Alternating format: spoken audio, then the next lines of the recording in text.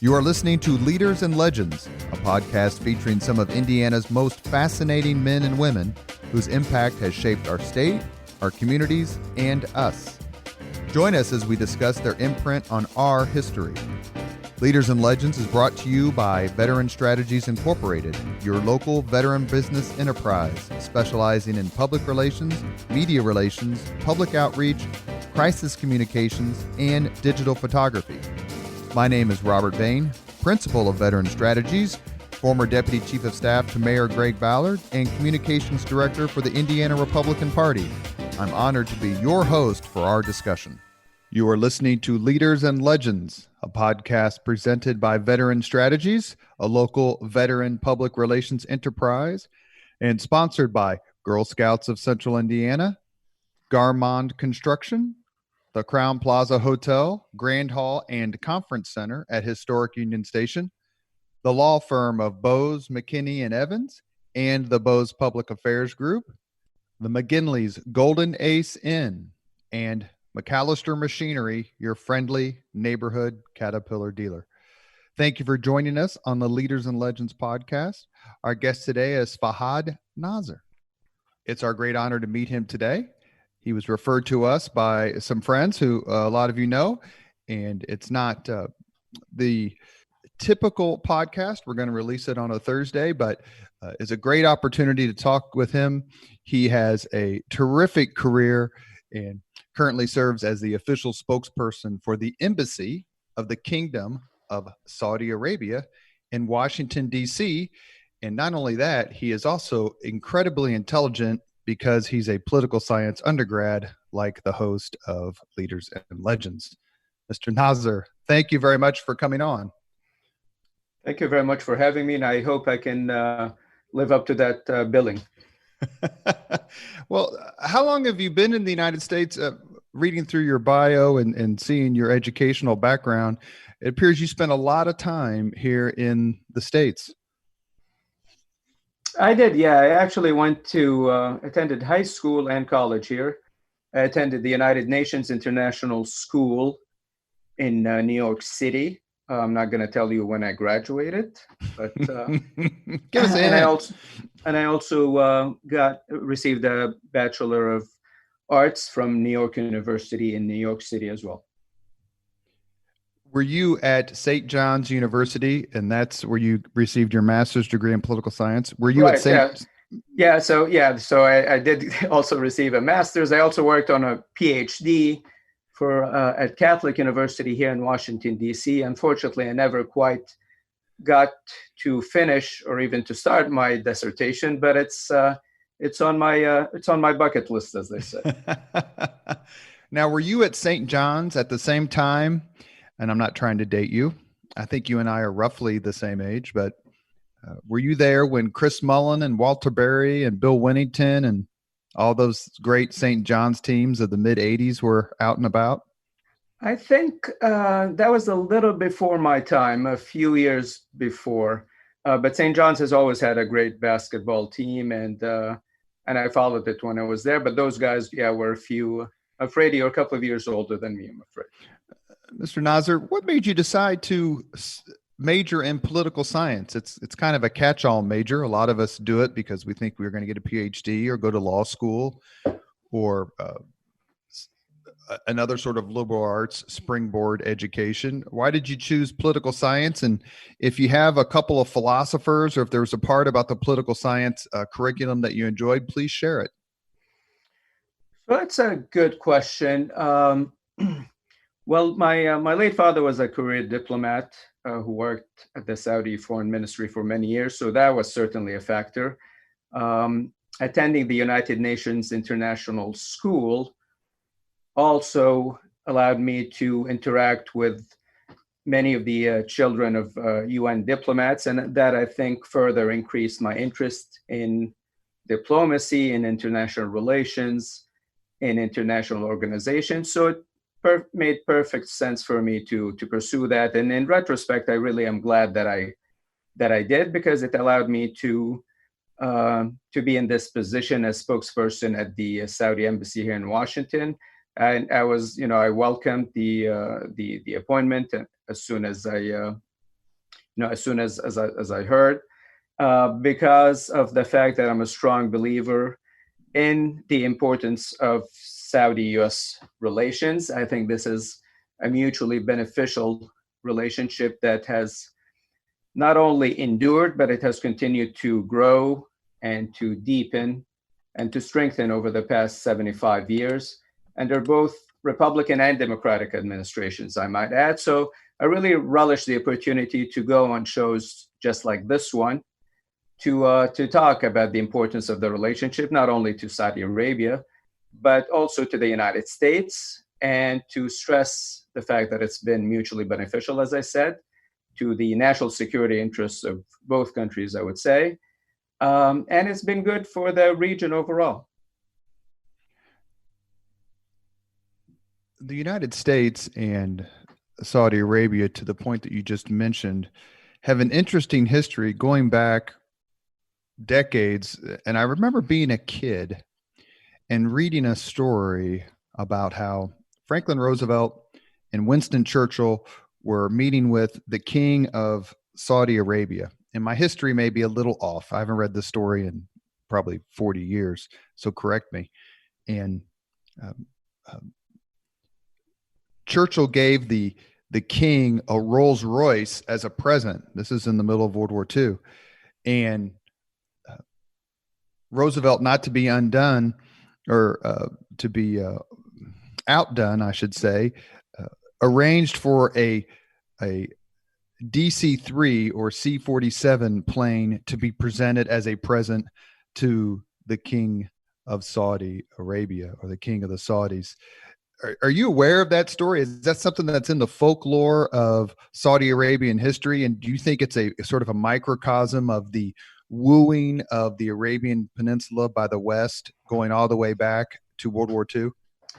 Right. So this past February 14th marked the 75th anniversary of that very first meeting between the late King Abdulaziz Al Saud, who is the founder of modern-day Saudi Arabia, and the late President Franklin Delano Roosevelt aboard the USS Quincy, as you said. So a lot has been written about that historic meeting between these legendary figures.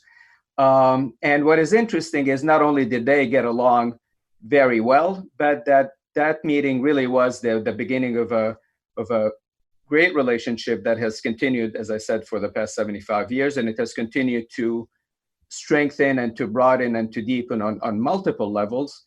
I would say that the relationship between Saudi Arabia and the United States is really multidimensional. It has a political component, it has a military component, there's a counter-terrorism component that is a strong pillar of the relationship, there's an economic component, and not to be overlooked, there's a people-to-people component that is also very, very important. So as we speak, we have roughly 50,000 Saudi students studying in the United States.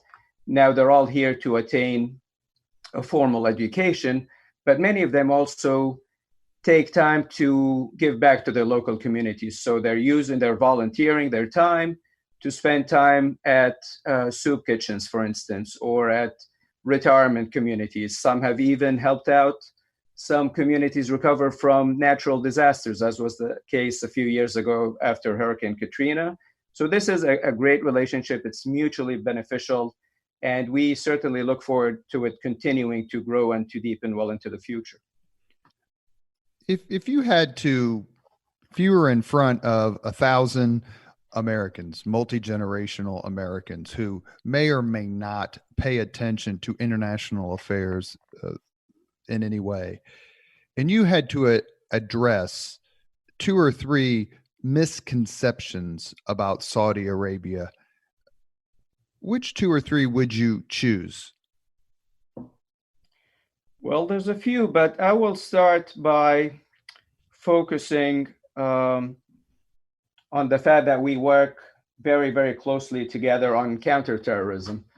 So this is, as I said, is one of the pillars of the relationship. In many ways, Saudi Arabia has been at the forefront of the international community's effort to counter terrorist groups for many years. The kingdom has used every means at its disposal to counter the men, the mindset, and the money that allow Al-Qaeda, ISIS, and other terrorist groups to recruit followers and to threaten not just entire communities, but even entire nations. I think that it's important for your listeners to realize that the terrorists who have struck the United States and England and France and other countries have also targeted Saudi Arabia on multiple occasions. They have targeted our leadership, they have targeted our military personnel, and even our holiest religious institutions in Mecca and Medina on multiple occasions. So counterterrorism between the two countries has been crucial. It has been a linchpin of the relationship, and it has advanced the national security interests of both nations, but it has certainly, I would say, helped save the lives of thousands of both Saudis and Americans. Saudi Arabia seems to be both geographically and perhaps philosophically right in the center, the middle of not only the Arabian Peninsula, of course, but the Middle East as a whole. Is that how Saudi Arabia sees itself, in the sense of, let us work with you so that we can work together with everyone, both in the Middle East and outside? So Saudi Arabia has been blessed to be the home of the two holiest sites in Islam, and it is also the birthplace of Islam. So that has been a blessing, but it also comes with certain responsibilities and expectations. And it does put us in a unique position in the Islamic world. So people expect us, people in the Muslim majority countries expect us to lead. And whenever we can, we certainly do that. We are also blessed to be a relatively wealthy nation. We have been blessed with natural resources, especially oil. And so we have used some of these resources, as you alluded, to help bring stability and prosperity to not only the Middle East, but also the broader Muslim community.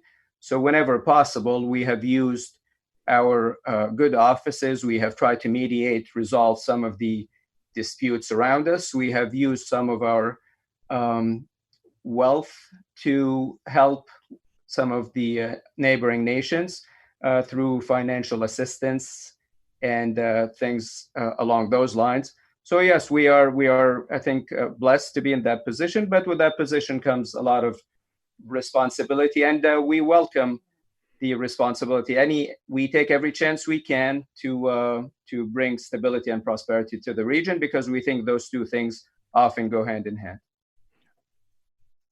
You are listening to the Leaders and Legends podcast. It is our great honor to speak with Fahad Nazer, the official spokesperson for the Embassy of the Kingdom of Saudi Arabia in Washington, D.C. He's a political science major who's going to finish his dissertation one day. He promises us. It's his retirement present to himself, I think. Right. Let me say it a different way.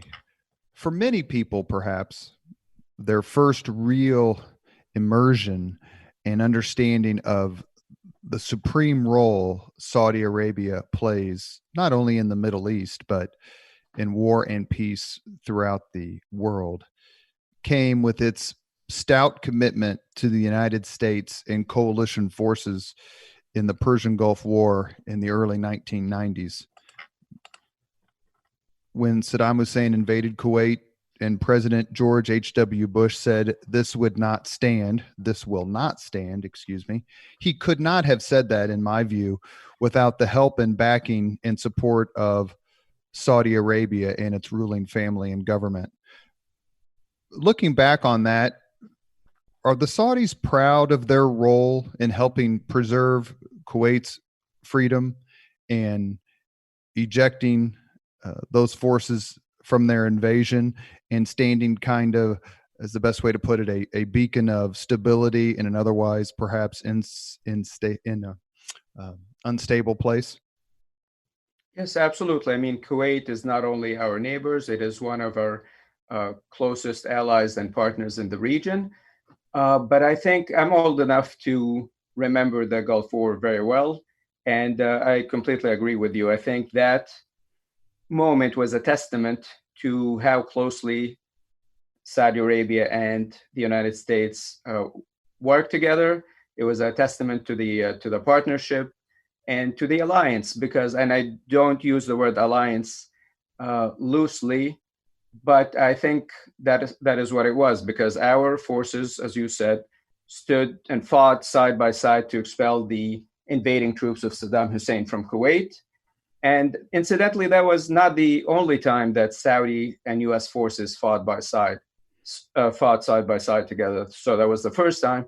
But then we did it again more recently in 2014, when again we worked closely together. Our troops fought side by side to expel the terrorist group ISIS from Syria and Iraq. So, these are two incidents where our troops fought together against our common foes. And I think that is a testament to the strength of the relationship and to the fact that we have not only mutual interests but that we face many of the same threats and concerns, and we have for a long period of time. I'm currently reading a book by an author named Jay Winnick, and it's about the decade 1790 to 1800. And part of it deals with the war between Russia and Catherine the Great and the Ottoman Empire. And the author makes a point to write, it's a brilliant book, it's terrific, to make the point of how much the Arab and Muslim world, its culture, its technology, its inventions have both influenced and changed Western technology, culture, and science. Is that a point of pride for you and for your fellow countrymen and everyone who studies history of that region, to say, you may not have paid much attention to us, but you use both our math, science, knowledge, and technology every single day in your ordinary lives? Right. I mean, I think that as Arabs and as Muslims, we are proud of our history. There's a lot to learn, not just from our history, but there's a lot to learn from the history of other countries and other civilizations. That's very important. That's one of the things that have been highlighted by Vision 2030, which was unveiled by His Royal Highness Crown Prince Mohammed bin Salman 2016. So if you allow me, I'd like to talk a little about that. And while it does, part of the vision includes a revival in our heritage and our history, but more broadly, it is really focused on the future. So it is it's a package of economic and social reforms that I said was unveiled in 2016. Its ultimate objective is to reduce the kingdom's economy's dependence on oil revenues and to reduce the size of the public sector by empowering the public sector. And in that process, one of the things that we have put a high premium on is science, technology, ingenuity, innovation, and frankly, thinking outside the box. So we are Saudi Arabia's population is predominantly young. 70% is under the age of 30. So we have a young, well-educated, well-engaged, well-informed population that, as I said, our history is very, very important to me. To us, we are very proud of our history, but we are also very much focused on the opportunities and challenges ahead of us. And we are focused certainly into the future by working, again, not just with the United States, but with other countries around the world, because we see nothing but opportunities ahead of us. And this Vision 2030 really encapsulates the vision of not just our leadership, but I think the overwhelming majority of Saudi youth who, as I said, they're well educated, they're engaged with their counterparts around the world, and they want to see how they can not only improve the lives of their fellow Saudis, but also to improve the human condition more broadly across the world. Because it's important to look beyond For any country, and let's stick with Saudi Arabia for obvious reasons, it's important to look beyond the oil wells and the oil fields. There is so much more to offer outside of that. And unless you make it a point to study and understand all the other things that Saudi Arabia has to offer, you can get into this narrow mindset. And your discussion of Vision 2030, one of the things that I know you as a country have gotten some very strong and well-deserved publicity is on women's empowerment. Why, explain to us, please, the Leaders and Legends podcast audience, why that is so important and what, beyond just changing certain things, Saudi Arabia hopes to realize from a push on women empowerment. Right. So I think that Saudi Arabia has made great strides towards achieving greater gender equality, especially over the past 5 years or so. Our leadership has made it very clear that the future of the kingdom depends on providing women with both the opportunities to succeed both at home and at the workplace. So over some of the reforms that have been enacted over the past 5 years have allowed women to work in every sector of the economy. They can travel, they can vote, they can run for office, they have equal pay. You've read so there's been some articles about the guardianship system, but that has essentially been dismantled to allow women an opportunity to succeed both at the workplace and at home. Women represent some 50% of the Saudi population, and our future really does depend on their success. And this has been not only realized by us, but the World Bank released its annual Women, Business, and the Law report back earlier in the year, and it ranked Saudi Arabia as the most improved nation in the world with respect to making reforms related to women. So this is very, very important to us. And this goes back to one of the questions you asked me, one of the misperceptions, the most common misperceptions about the kingdom. And I would have to add the status of women as being among those at the top of the list. I think people have, unfortunately, some people, I don't want to generalize, have a very outdated, inaccurate picture of Saudi women. And really the only way to realize what's going on ultimately is to come to Saudi Arabia, and they'll see for themselves that women occupy a very important role, not just in the private sector, but they have major positions in the public sector, including, incidentally, our ambassador right here in Washington, D.C. is the first Saudi woman ambassador, Her Royal Highness Princess Rima bin Bandar. And, she has been great, and she is one of many Saudi women who are playing an important role in shaping the future of the country. Thank you very much for mentioning that. One other part I wanted to talk about, I know we have just a few minutes left, is the emphasis on athletics and culture when it comes to, I don't want to overstate and say changing the mindset of people towards Saudi Arabia, but that cannot be dismissed.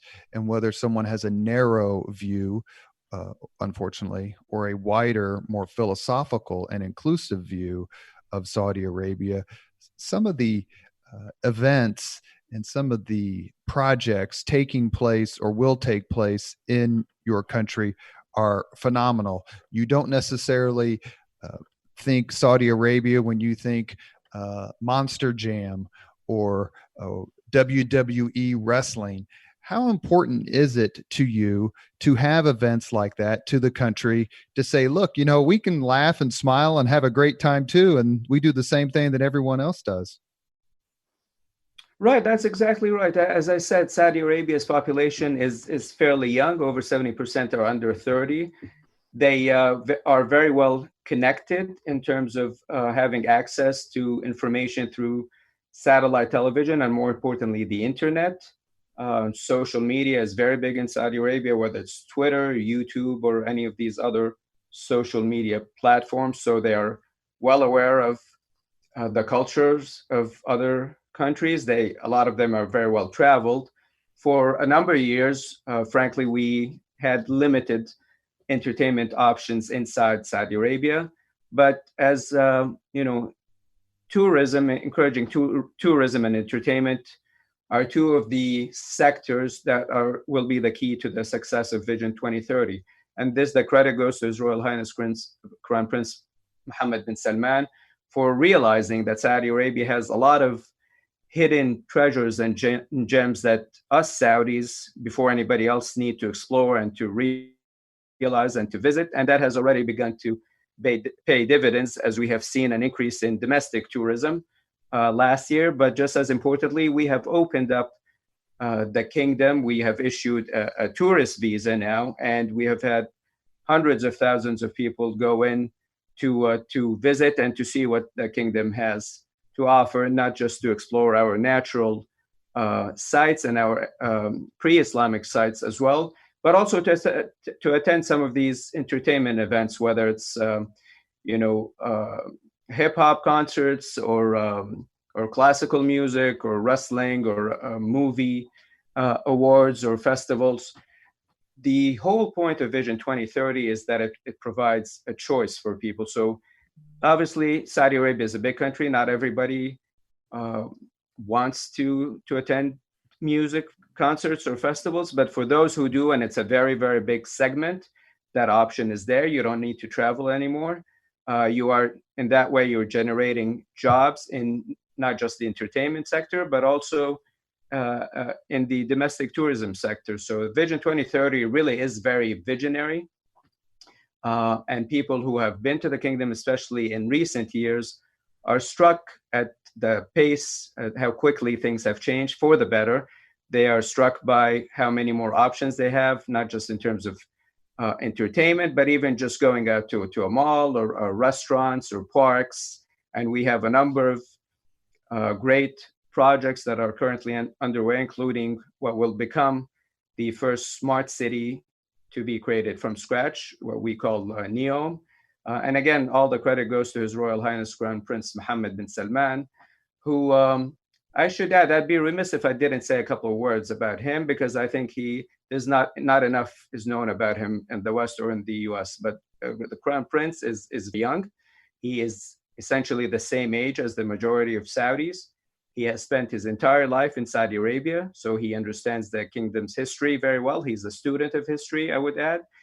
He speaks with refreshing candor about, frankly, the mistakes of the past, the challenges of the present, but he also speaks with unrivaled enthusiasm about the opportunities ahead and about the potential of Saudi youth. And that, to a great extent, is why he is so popular, not just among Saudis, but especially among young Saudis, because he speaks their language and he speaks to them, and he represents a new kind of leader. You mentioned the effort to transform Saudi Arabia's economy, to move away from fossil fuels to an extent. What other sorts of economic engines does Saudi Arabia have that the listener just simply may not be aware of? So we do see, as I said, we see a lot of potential in domestic tourism. The kingdom has a lot of great sites that Saudis and non-Saudis have begun to explore. Tourism, as you know, is very labor intensive, so that has the potential to employ hundreds of thousands of Saudis. The same goes for the entertainment sector. There's great potential in the mining sector. There is potential in,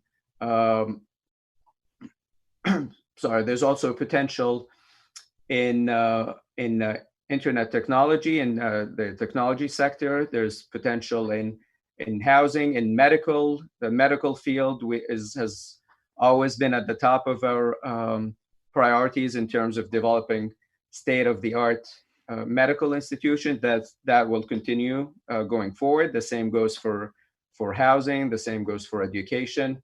We are looking for, we like I said, we have a fairly well-educated population, and we are looking to develop every sector of the economy that has not been developed to its full potential over the years because of the fact that we have, frankly, focused a little too much on the energy sector. And again, our leadership has acknowledged that and has said that the energy sector is important to the economy, and it will be for the foreseeable future. But there has to be more to Saudi Arabia's economy than just oil. Now, having said all of that, oil is important for our economy, and it will be for the foreseeable future. And as we have seen in recent weeks, oil will continue to be important for the global economy. And the kingdom has actually orchestrated what was a historic OPEC Plus meeting on April 12th, which reduced global oil production by some 12.5 million barrels a day. And that has begun to pay dividends, as we're beginning to see now, with a significant increase in the price of oil. So oil is an important global commodity, not just for Saudi Arabia. It's obviously important for the United States. And the kingdom is doing everything it can to help stabilize that global commodity and that global market. And anyone who's studied any history, I took a class in graduate school that was roughly focused on the history of medicine. Any study of the history of medicine will put you deep into the Middle East and the Arab world and the Islamic world, true pioneers when it came to treating their fellow human beings that way. Just a couple more questions because I know you have to go, but one of the things I want to ask you about is do you believe Saudi Arabia will remain a leader in its own right, but that the Vision 2030, other countries, like-minded countries, to follow Saudi Arabia's path and maybe make some of these changes and include not only economic diversification, but also female empowerment? Yes, we do. We absolutely. I think there's great enthusiasm in the kingdom for Vision 2030 because of the fact that it really is focused on not just the present, but it's focused on the future. In many ways, it is looking at our economy in a whole new way. It is being led by Saudi youth and young people, starting with His Royal Highness, Crown Prince Mohammed bin Salman. But if you look at some of the institutions that are leading this transformation, you're going to see that they are predominantly young.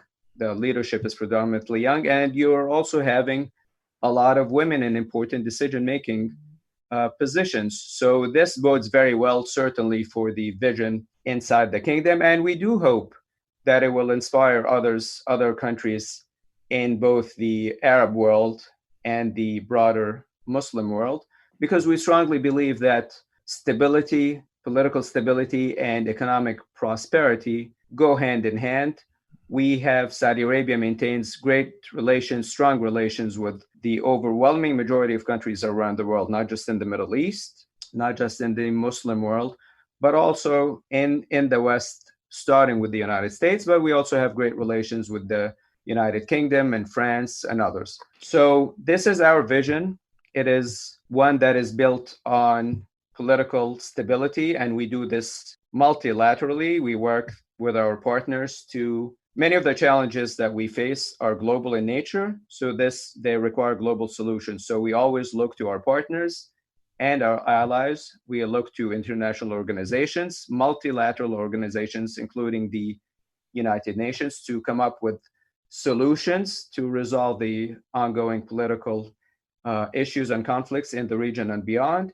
We also work very closely with our partners and with international organizations, including the World Bank and the IMF and others, to help push global prosperity, because we really do live in a global economy. I think we see examples of this every day. And what has happened with the global oil prices is just the latest reminder that we really do live in a global economy, and what happens in one country and one commodity cannot just be controlled or addressed by one country. Many of the challenges we face are global in nature and require global solutions. So that's our vision. I think we will succeed inside Saudi Arabia, and we hope to inspire others to follow that same route and that same path as well.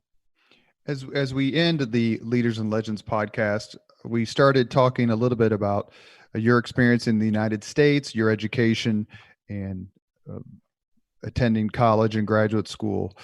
So let me give you a chance here before we close, and just, if you'd like, speak generally, or maybe with a specific example, of your impression of the United States and of Americans. You must have met thousands upon thousands of us during your time here. Please talk a little bit about what you think of our country and our people. Right. So it's been an absolute privilege for me to have lived in the United States for as long as I have. Americans are great people. We appreciate their history, their culture. Obviously, American culture is very popular in Saudi Arabia. As you said, every pop star, singer, actor, these are household names in Saudi Arabia. We, over the years, hundreds of thousands of Saudis have come to the United States to attain their education, to do some training. Some have come even for medical treatment. Over the years, especially the ones who have spent some time here, have treated, as I said at the outset, have treated the United States as their second home. They have treated some of their classmates and neighbors as an extended part of their family. They have continued to be, and this is the same, I think this goes both ways. So Saudis who have lived in the United States, as well as Americans who have lived in the kingdom, have been a linchpin of this relationship. They have made sure that it continues to strengthen and to endure. Because as I said, they know firsthand that despite some of our differences, we really do have a lot more in common than we do differences. It is not just about common interests in terms of geopolitical or economic interests, but at the heart of it, and I speak maybe personally here, but I've been fortunate enough to have lived in many countries around the world because, as I said, my late father was a diplomat and we moved around quite a lot. But I think I know for a fact that human beings everywhere really do have a lot more in common than they have differences. At the end of the day, we all want to live in peace. We all want prosperity. We want to live in dignity. And Saudi Arabia, I think, is doing everything it can to promote these values, both inside, not just in the kingdom, not just inside the Arab world, but also across the broader Muslim world. And it's also, evidenced by the fact that we really do have great relationships with countries that are really geographically, at least, very far from us. And the United States is one great example. Yet the relationship has continued to endure and to strengthen and to deepen over the years. And, I certainly am looking forward to this relationship continuing well into the future. My final question is, you mentioned something that you mentioned a few seconds ago, that there's much more that we have in common than what divides us. Unfortunately, one of the things that we have in common these days is COVID-19 and the coronavirus. How are the United States and Saudi Arabia working together to make their people safe and find not necessarily a solution, but a coordinated response to this devastating pandemic? Right. So, the kingdom is doing everything it can, certainly, to protect the health and well-being of Saudi citizens and residents in the kingdom, including the thousands of Americans who live in the kingdom. So our leadership determined very early on that Corona had the potential to be a pandemic, the likes of which we had not seen in a very long time. And by we, I mean the international community. So the kingdom acted very early, it acted quickly, and it acted decisively. We acted a number of precautionary preventative measures to make sure it doesn't spread. That included the closing of all schools and universities. We suspended international and domestic flights. We also instituted a curfew in most major cities. And perhaps the most difficult decision was suspending visits to the holy mosques in Mecca and Medina, But all of these steps were absolutely necessary, and we have been very successful at containing this virus. Looking at, more broadly beyond the kingdom, it happens that 2020 happens to be the year when the kingdom has the chairmanship of the G20 group, and in our capacity as a president of that group, we convened a special virtual summit in March to focus the world's attention on this pandemic and to establish a more coordinated response. So after the summit, the countries involved resolved to share critical information, for one, that will help us understand how the virus spreads, and by extension will help us better understand how to stop it. They agreed to share material and agreed to also expend more of their economies towards research and development. The kingdom itself has pledged $500 million to support the global effort to help with the emergency preparedness, to help with developing new diagnostics, therapeutics, and vaccines. There's 3 different international organizations that we committed to that this $500 million. This will hopefully will not just impact Saudi Arabia, but the broader international community, obviously including the United States. We actually, as we speak, I don't have the exact figure, but there's a few hundred Saudi doctors working at various medical institutions and hospitals in the United States. The number internationally is about 6,000 Saudi doctors who have elected to stay in about 40 countries around the world or so. They were there for working on internships, and when they elected to stay in those countries to help with those various countries deal with the various corona outbreaks, including here in the United States. So this goes back to the idea that I mentioned earlier, that this is more than just about shared interests, but frankly, this is, I think, about shared values. The Saudi doctors that are in places as varied as Germany, the UK, and the United States are there out of a commitment and a dedication and a realization that this is indeed a pandemic in every sense of the word, and that they have a commitment as doctors to treat people not just in Saudi Arabia, but they're doing it here, regardless, obviously, of whatever differences we might have. So, this is just one small example of the shared interests, the shared responsibilities, and the shared values that I hope I underscored today.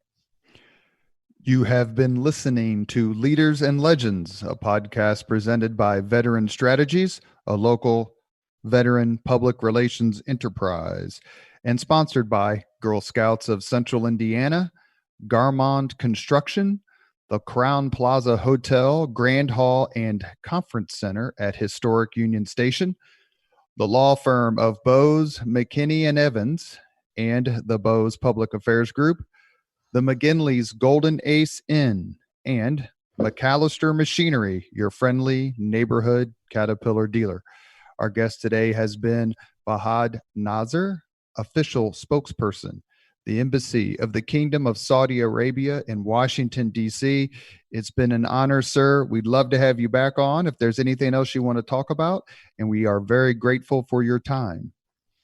The pleasure was all mine. I really appreciated our talk, and hopefully you'll have me on again to continue this conversation. Thank you very much for listening to Leaders and Legends, brought to you by Veteran Strategies Incorporated. If you want to contact us about this program or our menu of public relations services, please send us an email at robert@veteranstrategies.com. That's robert@veteranstrategies.com.